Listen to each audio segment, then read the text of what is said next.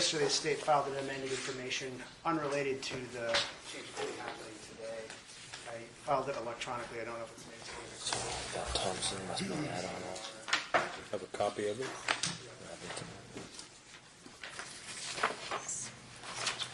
Do you have a copy of it, Mr. Yes, we were served a copy. Just didn't see it on this one. Does that resolve your issue regarding the motion to dismiss? Yes, the council dismissed his 4 counts prior to that by amendment. Right. And are you Stephanie E. McCrea? Yes, Your Honor. What does the E stand for? Aaron, Your Honor. That's you're 36. Your date of birth is March 27th, 1979. Is that correct? Yes, Your Honor. And went through the 18th grade. Can you read and write the English language? Yes, Your Honor. And handed a statement of defendant on plea of guilty. Did you read this form? Yes, Your Honor. Did you understand everything that was in it? Yes, Your Honor. Have you had enough time to talk to your attorney about how you want to proceed? Yes, Your Honor. And do you have any questions about what we're doing? No, Your Honor. Is this your signature on the form?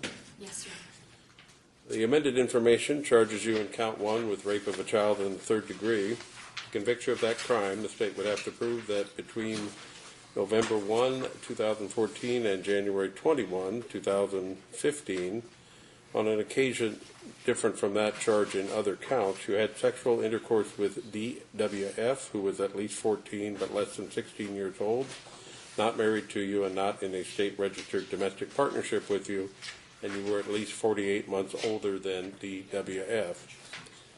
The state also includes in the amended information an abuse of trust allegation. Are you pursuing that? Yes, Your Honor. They're pleading guilty without any recommendation or agreement between the parties. They're pleading as charged. And so is she agreeing to that aggravator then? Yes. All right. We're agreeing that the facts exist to support the aggravator. We're, of course, disagreeing that the court should impose an exceptional sentence. Well, we'll talk about that more in a minute then. Right. Now, I'm told that, first of all, rape of a child in the 3rd degree is a Class C felony, carries a maximum penalty of 5 years in prison, a $10,000 fine.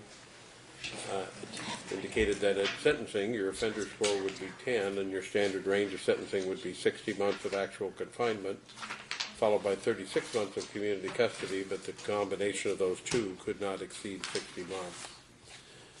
Count 2 also charges rape of a child in the 3rd degree in the same time period, as does Count 3 and Count 4. Each of those has the same maximum penalty and standard sentence range. The only difference is that they're alleged to be distinct from one another. Finally, Count 5 charges you with tampering with a witness.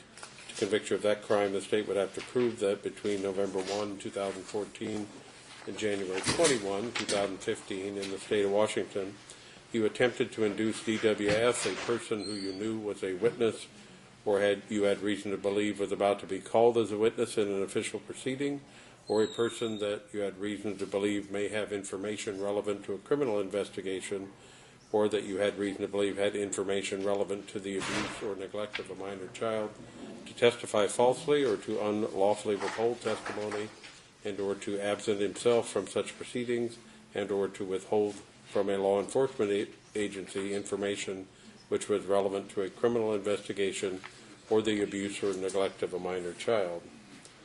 These are all alternative charges of the same crime. And that is also a Class C felony with the same maximum penalty, 5 years in prison, a $10,000 fine. In that count, I'm told that your offender score would be 4, and that your standard range of sentencing was 12 plus to 16 months of actual confinement, followed by 12 months of community custody. Now, do you understand the 5 crimes charged in the amended information, the maximum penalty, and the standard sentence range? Yes, Your Honor. I think it's proposed that sentencing be delayed. Is that correct? Yes, I think it's required because of the statute. Do you understand that at sentencing, the court will use the offender score and standard range that applies at that time? So if for some reason you have additional felony crimes, either in this state, other states, or federal court, your standard range, at least with regard to count 5, might change. The offender score on both of them might change. Even so, you couldn't withdraw your plea. Do you understand that? Yes, Your Honor. Now, paragraph 5 of the form lists several important rights that you give up by pleading guilty. You have a right to a speedy and public trial by an impartial jury. You can remain silent both before and during the trial, testify or not testify as you choose. At trial, you have a right to hear and question any witnesses who testify against you. And you have a right to have witnesses testify for you, and those witnesses can be made to appear at no expense to you. You're presumed to be innocent unless the state proves the charge beyond a reasonable doubt, and if you lose at a trial, you have a right to appeal. You understand these rights? Yes, Your Honor. You understand that by pleading guilty, you're giving up these rights? Yes, Your Do you have any question at all about the rights you're giving up? Honor. No, Your Honor. Now, is it my understanding the prosecuting attorney has not made any sort of sentencing recommendation to you in advance? Is that correct? That's correct. Yes, Your Honor. Right. So at the time of sentencing, the prosecutor will be free to recommend any sentence that they like.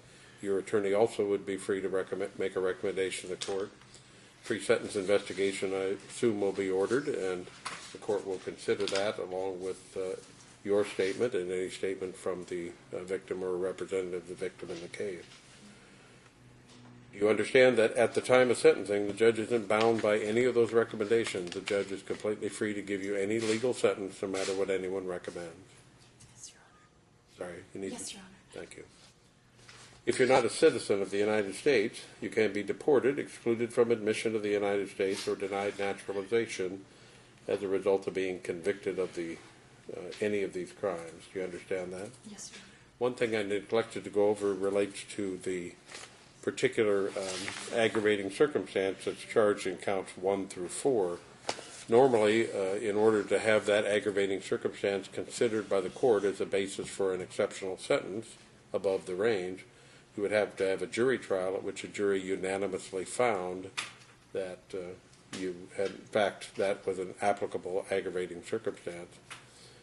I'm being told that you're willing to admit that that circumstance exists, although you're disagreeing that an exceptional sentence is appropriate. Is that correct? Yes, Your Honor. And you're giving up by that the right to have a jury decide whether that aggravating circumstance exists? Yes, Your Honor. After your conviction of any one of these crimes, you may not own, possess, or have under your control any firearm, and under federal law, any firearm or ammunition, unless your right to do so is restored by the court in which you're convicted, or the Superior Court in Washington State where you live, and by a federal court if required.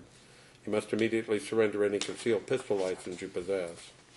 Do you understand all of that? Yes, Your Honor. After you're convicted, you'll lose the right to vote. It will be a crime for you to vote until that right is restored.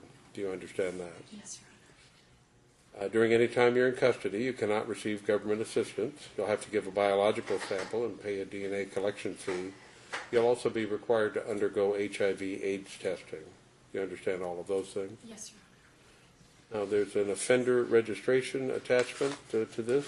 Yes. Have you reviewed that document? Yes, And you understand the requirement that after conviction you must register as a sex offender where you reside, study, and work? Yes, Your Honor. And that the failure to register exactly as required by law and the failure to maintain your registration as required by law could result in additional felony charges against you? Yes, Your Honor. In some circumstances, you may qualify for the special sex offender sentencing alternative, but do you understand that even if you qualify at sentencing, the judge is not required to give you that alternative? Yes, Your Honor.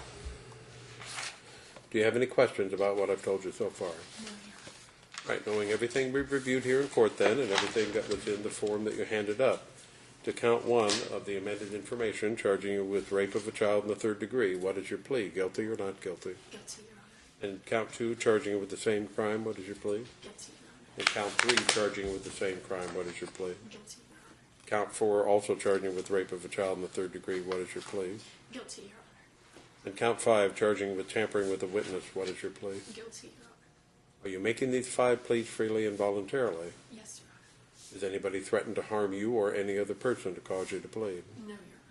Did anyone promise you anything to get you to plead other than the promises written in this statement? No, Your Honor. Now, paragraph 11 says this is my statement. Between November 1, 2014 and January 21, 2015, on 4 separate occasions, as alleged in counts 1 through 4, I engaged in sexual intercourse with DWF, who was 15 years of age.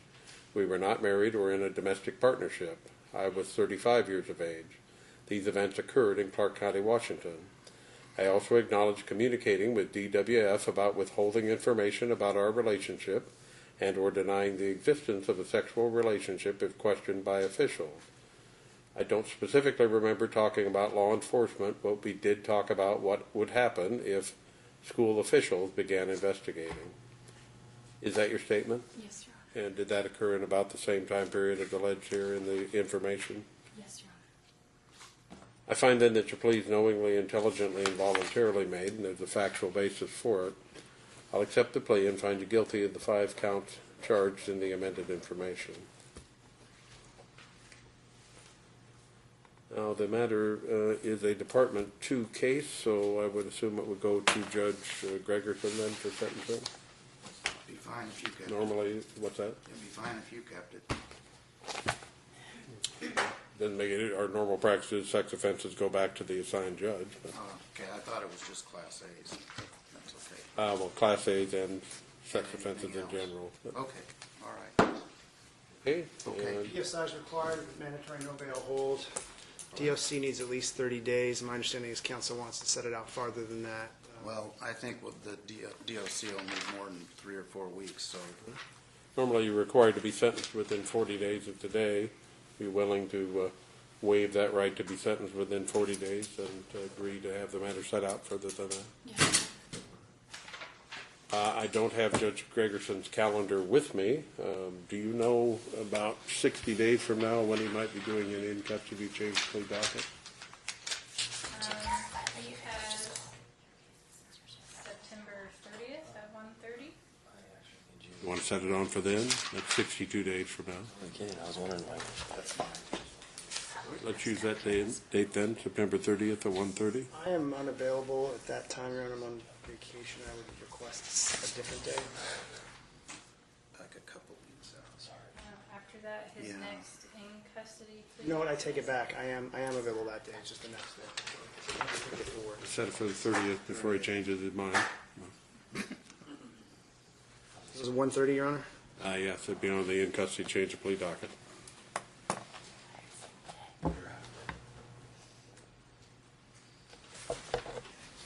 Your client have picture identification? She has her driver's license. Turn herself in now or over to the jail, or does she want to wait here and have security come in? Well, I can take her over if that's all right with the court. All right with me. Okay. Stephanie? It's like the shortest job. My copy? Oh, you have that's This is yours, I think. mine. Oh, that's mine. Okay. So just walk over with your attorney and report into the jail. Hey, Steph, you hand me something.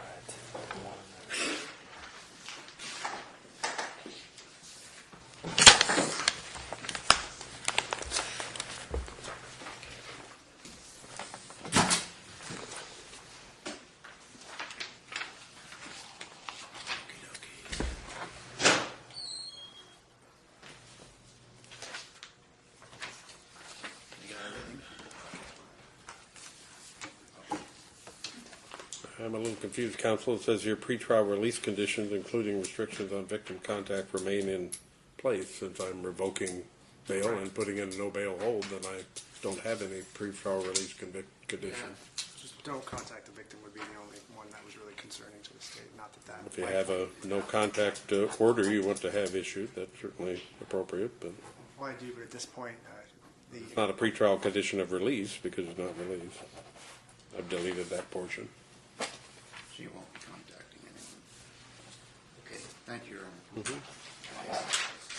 want copies of this. Steve, you're going to need copies of these documents so she can report in.